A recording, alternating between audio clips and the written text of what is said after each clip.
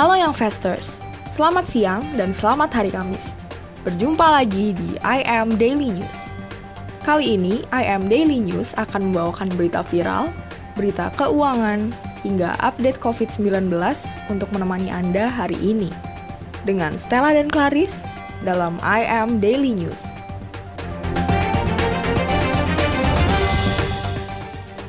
Young Festers, siapa nih di sini yang hobi banget scroll-scroll TikTok? Pasti tahu dong, di TikTok dijanjiin bisa dapetin uang setelah nonton video selama 30 menit. Belakangan ini, netizen dihebohkan dengan aplikasi dan website TikTok Cash karena disebut dapat membuat penonton video konten TikTok mendapatkan uang. Dilansir dari cnnindonesia.com, per tanggal 10 Februari 2021, Kementerian Komunikasi dan Informatika atau Kominfo menyatakan memblokir situs TikTok Cash atau TikTok e-Cash. Pemblokiran terjadi karena ini merupakan sebuah penipuan dan merupakan transaksi elektronik yang melanggar hukum. Sebelum mendapatkan uang, pengguna TikTok harus mendaftar ke situs tiktokecash.com dengan menyertakan nomor ponsel dan alamat email.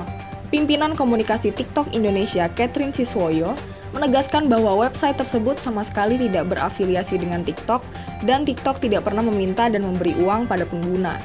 Maka dari itu, Young Festers harus bisa lebih bijak dan memverifikasi lebih lanjut ya terkait informasi yang beredar di internet, jangan sampai asal daftar, yang akhirnya merugikan kita sendiri karena menjadi awal dari pencurian data pribadi oleh pihak-pihak yang tidak bertanggung jawab. Beralih ke berita selanjutnya. Hari ini, berita selanjutnya datang dari sektor keuangan. Dilansir dari Detik Finance, Indeks Harga Saham Gabungan atau IHSG di tanggal 10 Februari 2021 dibuka menguat 23 poin atau sebesar 0,38% ke level 6.205, serta Indeks LQ45 juga naik 3 poin ke level 954. Hal ini senada dengan bursa Asia, sehingga ini menandakan bahwa IHSG dibuka positif. Ini merupakan sebuah kabar baik karena sehari sebelumnya IHSG ditutup melemah 27 poin ke level 6.181 dan indeks LQ45 juga turun 7 poin ke level 950. Data ekonomi yang membaik sudah menunjukkan pemulihan ekonomi, sehingga harapannya tren masih akan terus menguat. Untuk berita selanjutnya akan dibawakan oleh rekan saya Clarice dalam I Am International News. That was great to know, Stella. I'm Clarice, and I'm here to bring you more news about what happened recently. South Korea has completed negotiations of free deal trade with Cambodia, which is the fourth country to have an FTA in Southeast Asia. In a virtual meeting, the South Korean Trade Minister and the Cambodian Minister have discussed and negotiated about the free trade agreement. They will continue with the discussion and sign the official agreement in the near future. The second news I have concerns Japanese companies in India and Vietnam. Instead of relying heavily on China for its production, Japanese companies are trying to step up their game by producing more materials in India and in Vietnam. A survey done by Pasona Group confirmed that about 20% of the Japanese companies of the 818 companies who participated would increase their operations in India and Vietnam. However, in the survey, 15% of the companies from Hong Kong, Singapore, and Indonesia have downsized their staff and production. As usual, COVID is still a huge problem in our world today.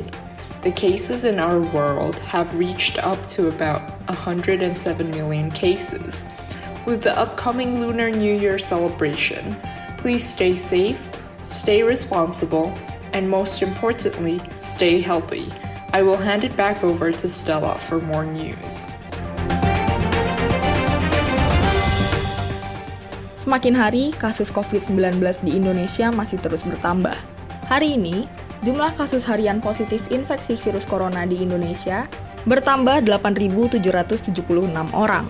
Sehingga, berdasarkan data dari covid19.go.id, terhitung hingga 10 Februari 2021, kasus terkonfirmasi COVID-19 di Indonesia sudah mencapai 1.183.555 kasus. Namun, dari jumlah akumulasi tersebut, sebanyak 973.452 orang sudah sembuh. Dan hari ini, orang yang sembuh sebanyak 10.424 orang. Selain itu, sudah terdapat 31.976 orang yang meninggal, dan terhitung 213 orang yang meninggal per tanggal hari ini, 10 Februari 2021. Kasus COVID-19 saat ini sudah tercatat di semua provinsi di Indonesia, dari Aceh hingga Papua. Secara lebih terperinci, ada 510 kabupaten dan kota dari 34 provinsi yang mencatat pasien akibat terinfeksi virus corona. Ini berarti, lebih dari 99% wilayah di Indonesia sudah terdampak pandemi COVID-19. Artinya, pemerintah tidak hanya gagal mengendalikan kasus agar tidak meningkat, sehingga kasus COVID-19 meluas. Pemerintah diharapkan untuk bisa mengevaluasi penanganan COVID di Indonesia dengan upaya-upaya yang lebih efektif. Maka dari itu, untuk kalian semua yang sedang menyaksikan ini, diharapkan untuk tetap menerapkan protokol kesehatan, melakukan physical distancing, dan tetap melakukan 3M, mencuci tangan, menjaga jarak, dan memakai masker. Jangan lupa untuk taat vaksinasi COVID-19, dan dianjurkan untuk tetap stay at home. Stay safe and stay healthy. Sampai jumpa di I Am Daily News berikutnya. Salam I Am Community, I Am Smart, I Am Capable.